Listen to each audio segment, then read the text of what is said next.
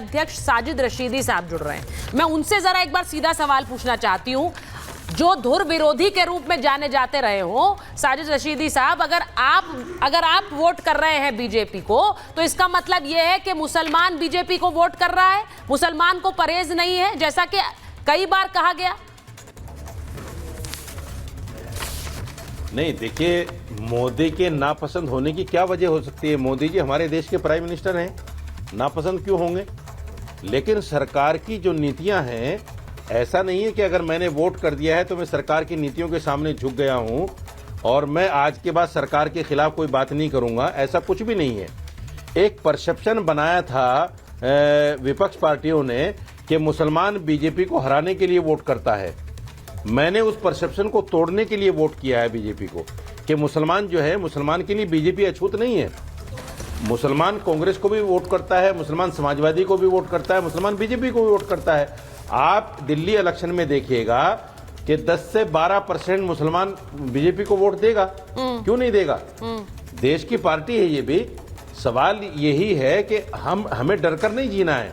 हमें जो डराया जाता है बीजेपी से कि बीजेपी आ जाएगी तो ये होगा, बीजेपी आ जाएगी तो वो होगा, हमें इसलिए भी वोट करना है कि अगर हम बीजेपी को वोट करेंगे तो अपने अधिकारों की बात आंख में आंख डालकर कर सकते हैं कि आप हमारे अधिकारों का हनन नहीं कर सकते क्योंकि हम वोट देते हैं आपको। ये बड़ी बात आप कह रहे हैं। आप कह रहे हैं हम सवाल पूछेंगे, बीजेपी को लेकर आएंगे सत्ता में और फिर सवाल पूछेंगे कि हमारे अधिकारों का हनन आप नहीं कर सकते हैं। लेकिन क्या ये सिर्फ ये वजह है या फिर आम आदमी पार्टी अरविंद केजरीवाल से कोई नाराजगी भी है? आप तो थोड़ी देर पहले उनसे मिले भी थे। नहीं, देखिए, केजरीवाल ने इस इलेक्शन में एक नया काम ये किया है कि किसी भी मुस्लिम महल्ले में जाकर मुसलमान से वोट नहीं मांगा, किसी भी स्टेज पर मुस्लिम नेता को अपने साथ नहीं रखा।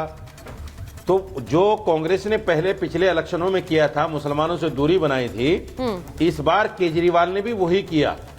जब हमें कोई पार्टी स्टेज शेयर नहीं करना चाहती हमारे साथ, हमारे महल्लों में आकर वोट नहीं मांगना चाहती हमसे, तो फिर हमारे लिए बीजेपी और उसमें क्या फर्क हो गया? भाई, बीजेपी हमसे कहती है हमें वोट नहीं चाहिए, ये लोग हमारे पास नहीं आना चाहते ये सोचकर के हिंदू वोट चटक जाएगा, तो दोनों बराबर हुए ना।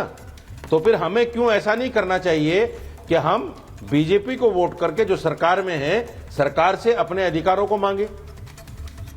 अब साजिद रशीदी साहब जो बोल रहे हैं वो कह रहे हैं कि हम क्यों ना बीजेपी से हक मांगे और ये हमारे मोहल्लों में नहीं आए। घनेंद्र जी, जरा मेहमानों को भी और ले लीजिए स्क्रीन पर।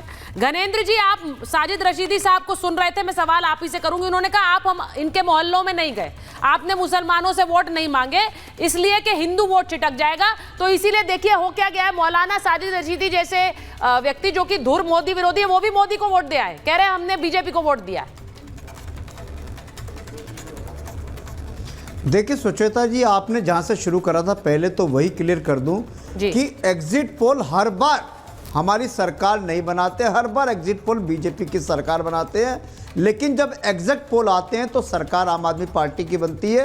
एग्जिट पोल बीजेपी को मुबारक, सरकार हमारी बनेगी, कोई दिक्कत नहीं आ रही किसी भी तरीके की, क्योंकि हमने 10 साल में काम करा, हमने डिलीवरी करी है। दिल्ली के 2 करोड़ लोगों को, उसमें हर जात का, हर धर्म का आदमी है, हर वर्ग का आदमी है, झुग्गी वाला भी है, कोठी वाला भी है, सब लोग हैं। अरविंद केजरीवाल जी ने 2 करोड़ लोगों को अपना परिवार मानकर उनकी सेवा करी, सबके काम करें। अगर दिल्ली में बिजली फ्री करी, सबके लिए फ्री करी। अगर दिल्ली में पानी फ्री करा, सबके लिए करा। अगर महिलाओं की बसों में यात्रा फ्री करी, सबकी महिलाओं के लिए बसों में यात्रा फ्री करी। अगर तीर्थ यात्रा कराई तो सबको कराई, तीर्थ यात्रा के साथ अजमेर शरीफ की भी यात्रा कराई। सारे काम करे केजरीवाल जी ने। स्कूल अच्छे करे, सबके लिए अच्छे करे, अस्पताल अच्छे करे, सबके लिए करे, मोहल्ला क्लिनिक बनाए, सबके लिए बनाए, दवाई फ्री करी, सबकी फ्री करी, इलाज फ्री करा, सबका फ्री करा। और अब भी अरविंद केजरीवाल जी ने कहा है कि मेरी सरकार, घनेंद्र जी, लेकिन आपने मौलानाओं को पैसे नहीं दिए, हर महीने दूंगा। वो जो रशीदी साहब कह रहे हैं, वो कह रहे हैं वादे किए, हमारे वादे पूरे नहीं किए, तो अब हम इन्हें बताएंगे हमारे पास आते नहीं है हिंदुओं के वोट के चक्कर में, अब हम भी इन्हें बताएंगे कि हम क्या कर सकते हैं। क्या ये बैकफायर कर गया है सर? लास्ट मिनट में एक डैमेज कंट्रोल करने की कोशिश की लेकिन वो काम नहीं करा है।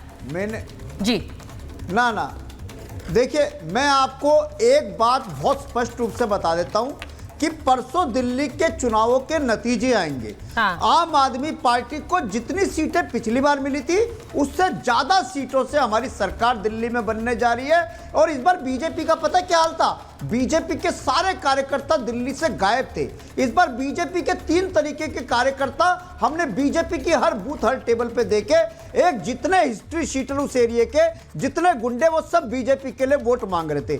दूसरा, दिल्ली पुलिस के अधिकारी से लेकर कांस्टेबल तक सब बीजेपी की मदद कर रहे थे। तीसरा, चुनाव आयोग, वो भी भारतीय जनता पार्टी का कार्यकर्ता बनके, सिर्फ फर्क इतना था कि टोपी और पटका नहीं पहना था चुनाव आयोग ने बीजेपी का, वो भी अब ये देखिए, ये जो आप हमला कर रहे हैं, आज तो अखिलेश जी ने भी वही हमला किया। लोगों ने पहले तय कर लिया था। देखिए घनेंद्र जी, मैं एक बार अब के शर्मा जी के पास जाऊंगी। के शर्मा जी, नहीं, उन्होंने तो सफेद चादर तक लेके खड़े हो गए वो।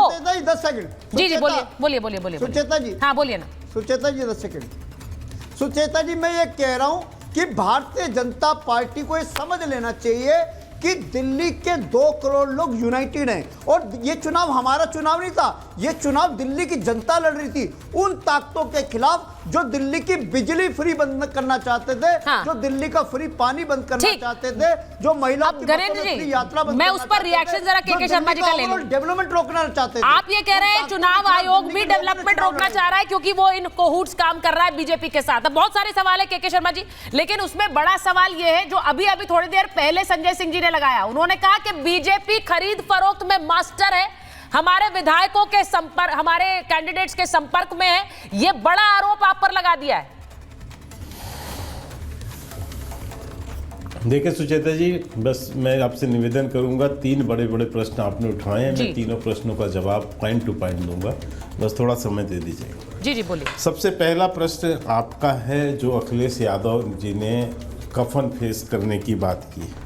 देखिए, जब संभल की घटना घट रही थी और वहाँ जब अतिक्रमण हटाए जा रहे थे और अंदर से बहुत से प्राचीन चीज़ें बाहर आ रही थीं, तब मैंने आपके भी डिबेट में और तमाम डिबेटों में एक बात कहा था कि संभल की ये जो यहाँ पर संभल में या पूरे देश में आज तक किसी मस्जिद की 1 इंच ज़मीन की भी खुदाई नहीं हुई है, लेकिन जिस ढंग से समाजवादी पार्टी संभल की घटना का राजनीतिकरण कर रही थी, उस समय मैंने कहा था कि ये घटना, ये राजनीतिकरण समाजवादी पार्टी की राजनीतिक कब्र को खोदने का काम कर रही है। ठीक, ये समाजवादी पार्टी की राजनीतिक कब्र खुद रही है और आज वो कब्र पर कफन लेकर अखिलेश यादव खड़े हैं।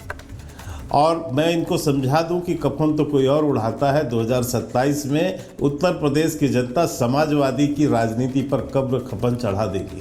कब्र आपने खोद लिया, कफन हाथ में रख लिया है, उड़ाएगी उत्तर प्रदेश की जनता। नहीं, वो मैं जब अजीज साहब से बात करूंगी के शर्मा जी, उस पर जवाब तब दीजिएगा। पहले घनेंद्र जी की बात का जवाब दे दीजिए। और संजय सिंह जी, बिल्कुल मैं खरीद फरोख्त बीजेपी कर रही है दिल्ली में।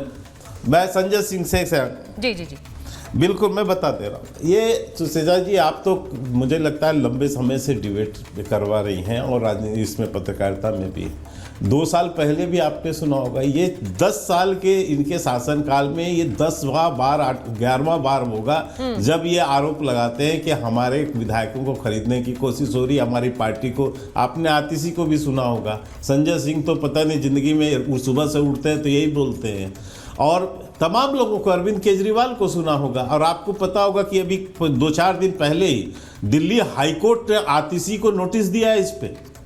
जो खरीद फरोख्त की बात उन्होंने फरवरी मार्च में की थी, उस पर जो है केस किया गया था, भाजपा के एक नेता ने किया था, उसको इन्होंने किसी स्पेशल जज से उस पर कुछ स्टे वगैरह कराया था, लेकिन बाद में हाईकोर्ट ने पुनः नोटिस दे रखा है। यही घटनाक्रम है कि हमारे लोगों को खरीदा जा रहा है, उसका अभी इनको न्यायालय में फेस करना है, सबूत पेश करना है। तो ये इसके माहिर हैं, लेकिन इस चुनाव को लड़ा कैसे गया है इतना ही समझना चाहिए, बस इतने में क्लियर हो जाएगा।